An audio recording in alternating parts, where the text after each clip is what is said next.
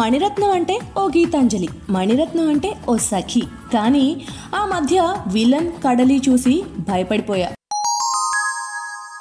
ఈ ఓకే బంగారం మాత్రం ట్రైలర్స్ దగ్గర నుంచి సాంగ్స్ రిలీజ్ అయిన వరకు ఏదో ఇంట్రెస్ట్ క్రియేట్ చేసింది. అందుకే ఫస్ట్ షోకే jump. Wish all the best.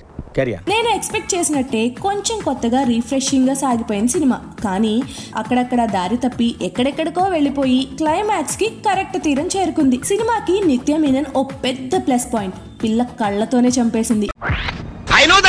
Dulquer Salman నిత్య కెమిస్ట్రీ చాలా బాగుంది. ఏఆర్ రెహమాన్ మ్యూజిక్ మ్యాజిక్ బానే పనిచేసింది. పిసి శ్రీరామ్ తో కలిసి మణిరత్నం ఓ కొత్త ముంబైని మనకు చూపించారు. Very good.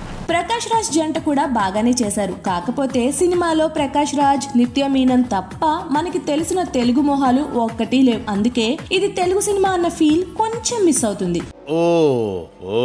మొత్తం మీద మణిరత్నం మ్యాజిక్ పూర్తిగా కాకపోయినా కొంత మేరకు పని చేసిందని చెప్పొచ్చు. ఓకే బంగారం ఓకే ఓసారికి వినపడింది.